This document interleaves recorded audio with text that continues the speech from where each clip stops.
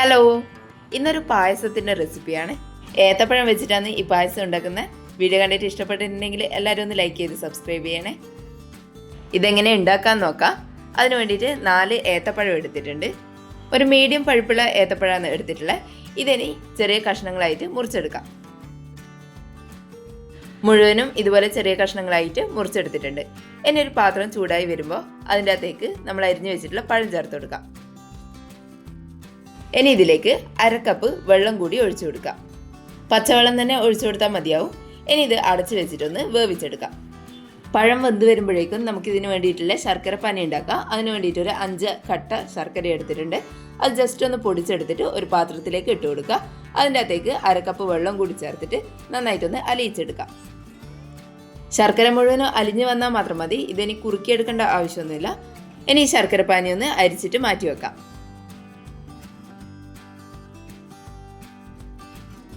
ഒരു 10 മിനിറ്റ് കൊണ്ട് നമ്മളെ പഴം നന്നായിട്ട് വെന്ത് വന്നിട്ടുണ്ടാവും. അതിലെ വെള്ളമെല്ലാം വറ്റി ഇതുപോലെ ഒരു കുഴഞ്ഞ പരുവാകുന്ന സമയത്ത് ഇതൊന്ന് സ്പൂൺ കൊണ്ട് ഉടച്ചു കൊടുക്കാം.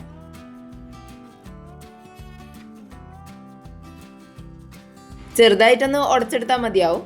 നമ്മൾ പായസം കഴിക്കുന്ന സമയത്ത് കുറച്ച് പഴത്തിൻ്റെ കഷ്ണങ്ങൾ ഉള്ളതായിരിക്കും നല്ലത്. ഇനി ഇതിലേക്ക് ഒരു ടേബിൾ സ്പൂൺ നെയ്യ് കൂടി ചേർത്തിട്ട് ഒന്ന് മിക്സ് ചെയ്തെടുക്കുക. എന്നിട്ട് ഒരു 10 മിനിറ്റ് നേരം ഫ്ലെയിം ഓഫ് ചെയ്തിട്ടൊന്ന് അടച്ചു വെക്കാം.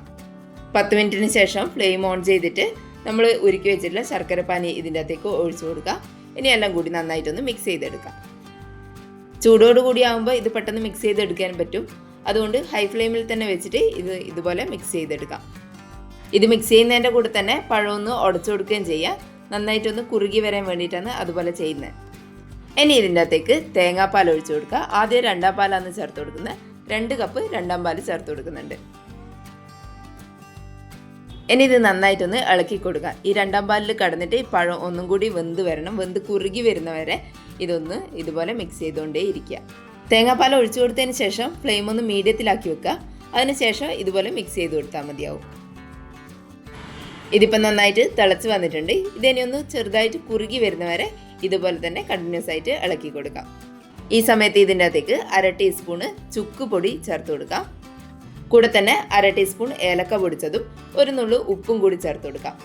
ശർക്കരയിൽ ഓൾറെഡി ഉപ്പുണ്ടാവും. അതുകൊണ്ട് ഒരു നുള്ളു മാത്രം ഉപ്പ് ചേർത്ത് കൊടുത്താൽ മതിയാവും.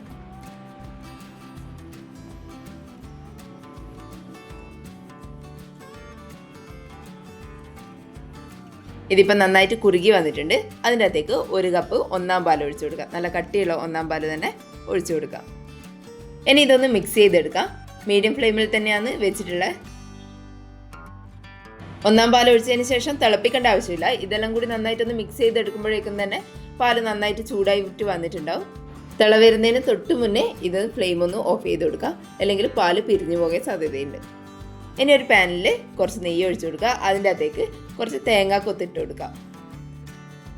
ഇതിനി ഒന്ന് മൂത്ത് കളറെല്ലാം മാറി വരുന്ന സമയത്ത് അതിൻ്റെ അകത്തേക്ക് കുറച്ച് കാഷ്യൂ നട്ട്സ് ചേർത്ത് കൊടുക്കാം. അതും കൂടി ഒന്ന് വഴറ്റിയെടുത്തതിന് ശേഷം കുറച്ച് ഉണക്കമുന്തിരി കൂടി ചേർത്ത് കൊടുക്കാം. എല്ലാം കൂടി നന്നായിട്ട് വഴറ്റിയെടുത്തതിന് ശേഷം നമ്മുടെ പായസത്തിലേക്ക് ഒഴിച്ചു കൊടുക്കാം. ആ നെയ്യോട് കൂടി തന്നെ വേണം ഇതിൻ്റെ അകത്തേക്ക് ഒഴിച്ചു കൊടുക്കാൻ വേണ്ടിയിട്ട്. ഇനി ഇതൊന്ന് മിക്സ് ചെയ്തെടുക്കാം. ഇത്രയേ ഉള്ളൂ. നല്ല ടേസ്റ്റി ആയിട്ടുള്ള ഏത്തപ്പഴം പായസം റെഡി ആയിട്ടുണ്ട്. എല്ലാവരും ഇതുപോലെ ഒന്ന് ഉണ്ടാക്കി നോക്കണേ. വീഡിയോ കണ്ടിട്ട് ഇഷ്ടപ്പെട്ടിട്ടുണ്ടെങ്കിൽ ഒന്ന് ലൈക്ക് ചെയ്ത് സബ്സ്ക്രൈബ് ചെയ്യണേ. താങ്ക്